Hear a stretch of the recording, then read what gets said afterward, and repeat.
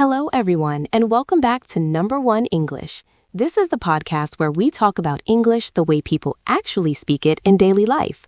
I'm Susan, and as always, I'm here with Mark. Hello, everyone. It's great to be back.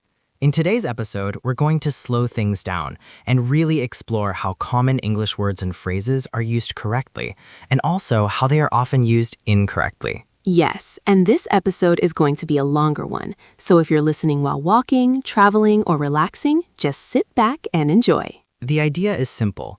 We don't want you to memorize difficult vocabulary. We want you to master simple words because simple words are used the most. Exactly. Mark, let's start with a word that almost every English learner uses daily but still makes mistakes with. The word is actually. Ah, yes, actually. This word is extremely common in spoken English, but it is also commonly misused. Let's first talk about how to use actually correctly. Correctly, actually is used when you want to correct information, add emphasis, or politely disagree. For example, if someone says, "You live in Delhi, right?" You can say, "Actually, I live in Mumbai." That sounds very natural. Yes. Another correct use is when you want to introduce a thought. For example, "Actually, I was thinking of changing my job." Now let's talk about incorrect usage, because many learners use actually unnecessarily. Exactly. A common mistake is adding actually to every sentence. For example, "Actually, I eat breakfast actually at 9 actually." This sounds very unnatural. So the key is to use it only when it adds meaning. Right. If it doesn't change the meaning, don't use it. Let's move on to another very common word, the word only. This word causes confusion because its position in a sentence matters a lot. Can you explain that with an example? Sure. Let's say you want to say that you spoke to one person. The correct sentence is, "I spoke to Mark only," or "I only spoke to Mark."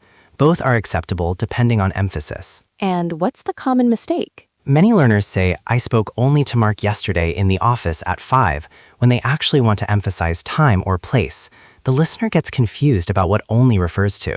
So placement of only changes meaning. Exactly. Let's talk about a phrase learners love to use, from my side. Yes, this is a classic example of direct translation. In natural English, people usually say, "from my end," or simply, "as far as I'm concerned." Can you give a correct example? Sure.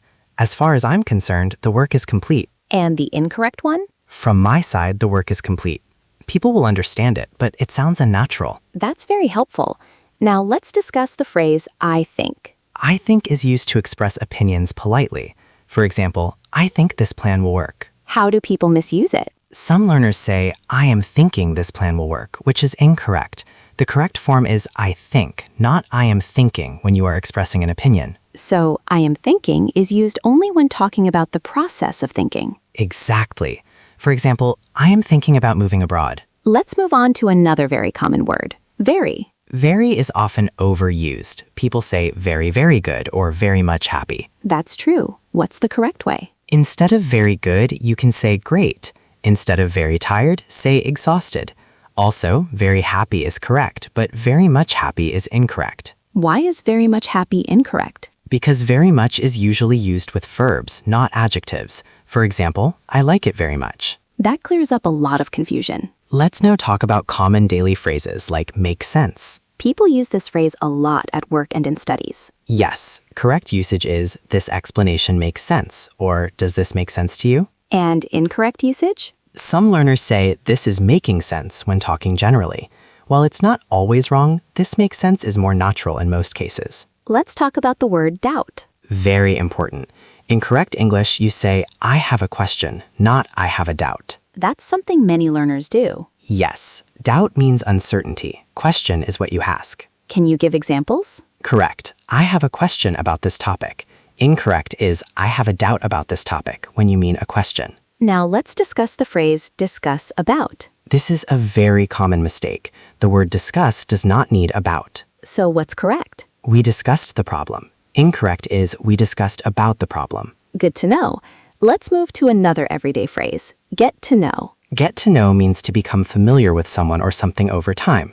For example, "I want to get to know my new colleagues." What's the wrong usage? Saying "I am knowing him" instead of "I know him" or "I am getting to know him." English tense mistakes are very common. Yes, and they come from direct translation. Let's talk about polite requests. Polite requests often start with could you, would you, or can you. Give us a correct example. Could you please send me the file? And incorrect? You send me the file. It sounds rude and incomplete. Let's also talk about the phrase as soon as possible. Often shortened to ASAP.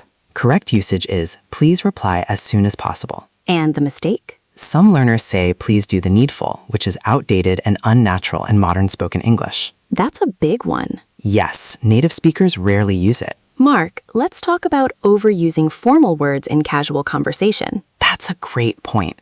For example, using kindly in daily speech. Kindly do this sounds too formal. What should people say instead? Please do this, or can you do this? Now let's discuss because. Because is used to give reasons. Correct usage is I'm late because of traffic. And incorrect usage? Saying I'm late traffic without of. Small words matter a lot. Absolutely. Let's move on to ending conversations politely. Common phrases include I should get going, let's talk later, or I'll catch up with you soon. And incorrect endings? Abruptly saying okay bye in professional settings sounds rude. Before we close, let's talk about confidence again. Confidence comes from clarity, not complexity.